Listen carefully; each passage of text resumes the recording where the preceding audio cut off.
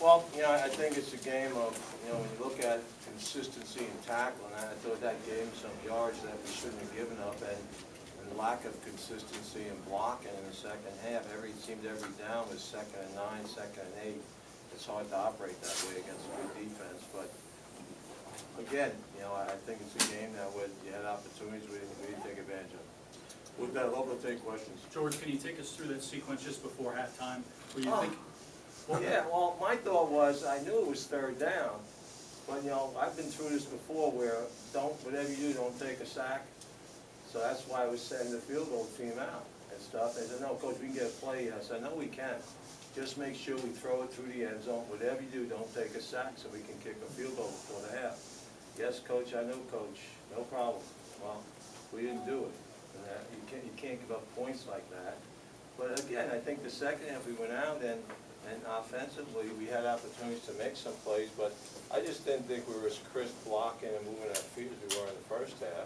And I thought we got to make some better decisions at the quarterback position a little bit there. I think he was hassled a bunch as far as pressure, I thought, and we just got to make plays in those situations. And I thought defensively was put in some tough situations. We must have had 3 or 4 3-and-outs in a row the second half, and defensively held up, but you can't miss tackles. That gave up some big plays, and that gave up most of the yardage, and then a missed tackle on the touchdown in the first half. So again, consistency in tackling and the lack of consistency and staying on blocks in the second half, I think, were the reasons for the lack of. We ran 80 plays to their, I think, 57 or something. So I mean, you had opportunities, you just have to take advantage of them. Coach, was the team deflated by not getting more out of their time of possession advantage and plus that close call in the red zone in the first half? No, I mean they don't even know how many plays they run and stuff. But I don't think there was anything except you got to make plays when you have the opportunity. I think a lot has to do with your offensive line. I didn't think protected very well in the second half. I think Blake was under the gun a little bit at times, but he's still got to make throws. You got to make throws, and I think defensively, I thought it hung in there against a team that keeps the ball spread, and we allowed them to miss a couple of tackles there, and that's where the touchdown came from. But again, I think it's more so we had opportunities we didn't take advantage of. How disappointed with the first half? It was disappointing, but I mean, as far as the coaches and the players, we just gotta keep working. I mean, go back in the office, see what we did wrong, and correct it. So what was the difference between the first half and the second half?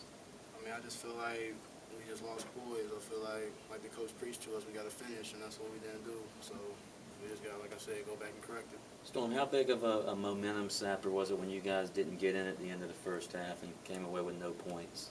I mean, it was a big shift of momentum. I mean, obviously we were in the 3-yard line. 3-yard line. Yeah, we want to score, at least get a field goal out of it, but get no points. I mean, it wasn't a big momentum switch, but I felt like that shouldn't have changed our pace of the game. But it did, and like I said, we got to get back in the film room and correct it.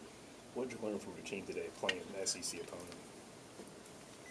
I mean, I know my team's strong. I know my team's going to fight. I know my team is going to do those things. So we just got to go back and correct our mistakes, listen to our coaches, and hopefully we're going to be ready for East Carolina on Thursday. How close is this team to being where you guys wanted to be? I mean, the disappointments, these near misses. Are you guys close, and what's it going to take to get over? I want to say we're close, but I'm saying we're getting there every step. I mean, we can always take positive plays and positive things out of each game that we actually lost against and just hang our hats on that. But our main focus right now is just getting better as a team and moving forward. How frustrating is it to be so close to beating Ohio State and Missouri and not getting there?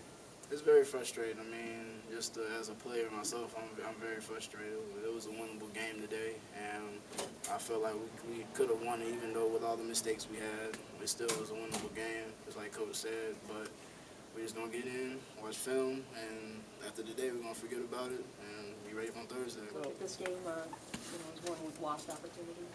Yeah, I mean, we had plenty of opportunities to go out there and capitalize and put points on the board and get more takeaways, but we just fell short. Is it frustrating? I mean, what's the feeling in the locker room now? I mean, it's just dull.